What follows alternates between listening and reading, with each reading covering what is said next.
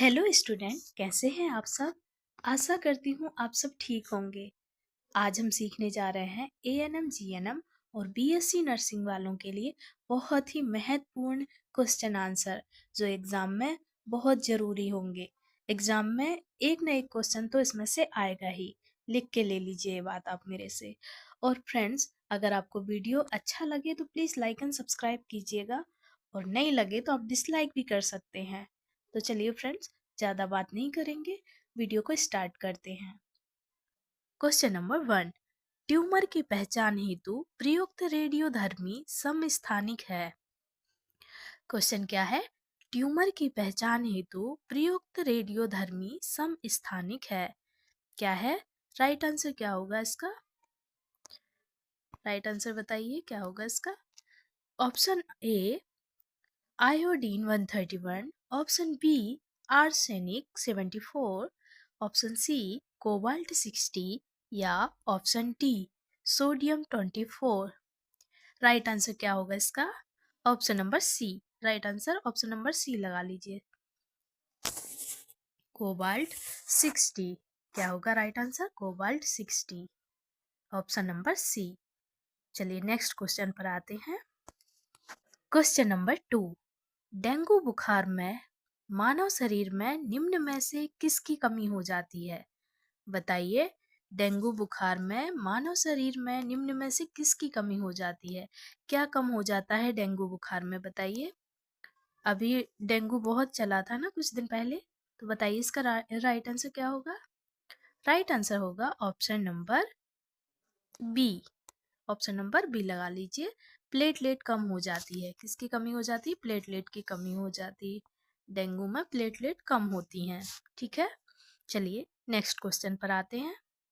Question number 3। सिलिकासिस निम्नलिखित में से क्या है? ऑप्शन ए गुर्दा संबंधित बीमारी, ऑप्शन बी यकृत संबंधित बीमारी, ऑप्शन सी फेफड़े से संबंधित बीमारी, या ऑप्शन डी अव्यवस्थित तंत्रिका। बताइए इसका राइट आंसर क्या होगा? इसका राइट आंसर हो जाएगा फेफड़े से संबंधित बीमारी। क्या होगा? फेफड़े से संबंधित बीमारी। सिलिकासिस निम्नलिखित में से क्या है? तो आप क्या लिखेंगे? फेफड़े से संबंधित बीमारी। चलिए नेक्स्ट क्वेश्चन पर मूव ऑन करते हैं। Question number 4। निम्न में से कौन संक्रमित मच्छर के काटने से नहीं होता? बताइए कौन सा संक्रमित मच्छर के काटने से नहीं होता? तो option A plague, option B पित्त ज्वर, ऑप्शन सी मलेरिया, या ऑप्शन डी डेंगू। संक्रमित मच्छर के काटने से नहीं होता। क्या नहीं होता? ऑप्शन ए राइट आंसर हो जाएगा, प्लेग संक्रमित मच्छर से नहीं होता। ठीक है, प्लेग संक्रमित मच्छर के काटने से नहीं होता, बाकी ये सब होते हैं। चलिए नेक्स्ट क्वेश्चन पर मूव ऑन करते हैं। Question number 5। मानव शरीर में लोहे की कमी से निम्न में से कौन सा रोग उत्पन्न होता है? मानव शरीर में लोहे की कमी से निम्न में से कौन सा रोग उत्पन्न होता है? बताइए। लोहे की कमी हो जाती है अगर हमारे शरीर में, तो कौन सा रोग उत्पन्न हो सकता है? बताइए। ऑप्शन ए बांध्यता, ऑप्शन बी रतौंधी, ऑप्शन सी रक्तहीनता, या ऑप्शन डी तपेदिक। राइट आंसर लिख लीजिए इसका, रक्तहीनता। लोहे की कमी से रक्तहीनता हो जाती है। ठीक है, चलिए नेक्स्ट क्वेश्चन पर मूव ऑन करते हैं। Question number 6। संतान को जन्म देने के बाद स्त्री के गर्भाशय का भार कितना हो जाता है? बताइए, संतान को जन्म देने के बाद स्त्री के गर्भाशय का भार कितना हो जाता है?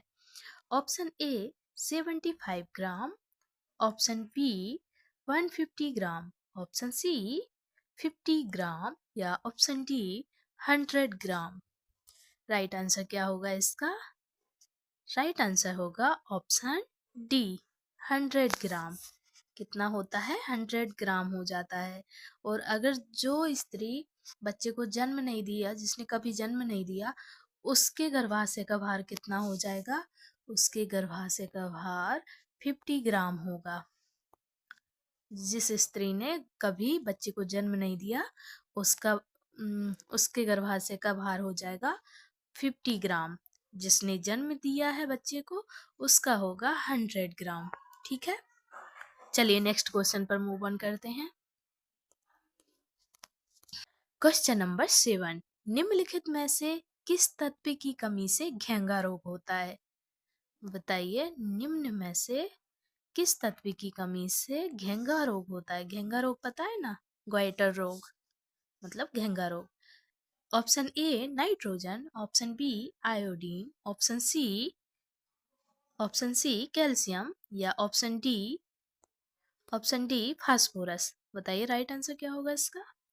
राइट आंसर हो जाएगा ऑप्शन नंबर बी, आयोडीन की कमी से घेंगा रोग होता है। ठीक है, ये लिख लीजिए, आयोडीन की कमी से घेंगा रोग होता है या इसको ग्वाइटर रोग भी बोलते हैं, ग्वाइटर रोग। ठीक है, चलिए नेक्स्ट क्वेश्चन पर आते हैं।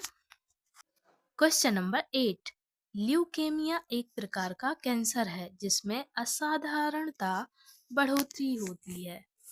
बताइए, ऑप्शन ए अस्थि कोशिकाओं की संख्या में, ऑप्शन बी प्लेटलेट की संख्या में, ऑप्शन सी लाल रक्त कोशिकाओं की संख्या में या ऑप्शन डी श्वेत रक्त कोशिकाओं की संख्या में। राइट आंसर क्या होगा इसका?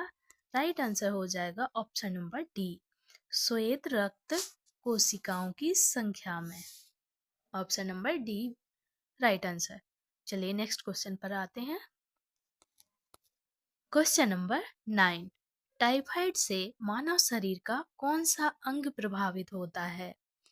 बताइए, टाइफाइड से मानव शरीर का कौन सा अंग प्रभावित होता है?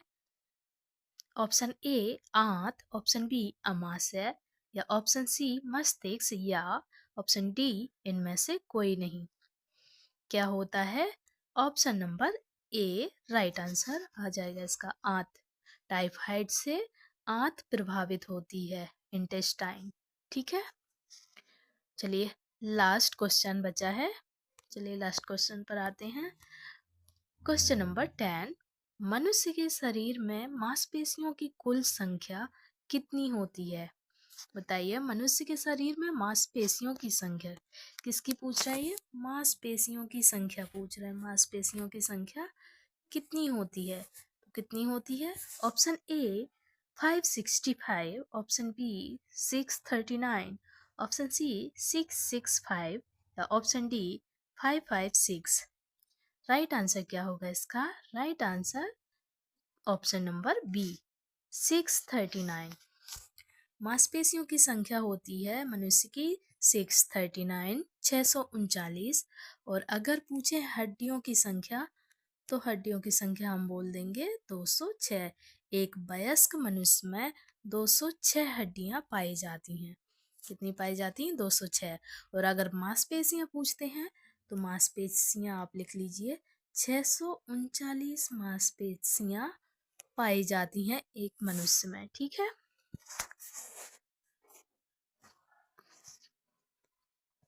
फ्रेंड्स, अगर आपको मेरा वीडियो अच्छा लगा हो तो प्लीज़ लाइक एंड सब्सक्राइब ज़रूर करिएगा।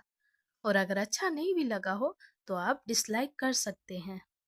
और लाइक सब्सक्राइब करना वो आपके ऊपर है, पर वीडियो को आप पूरा ज़रूर देखिएगा, स्किप मत कीजिएगा।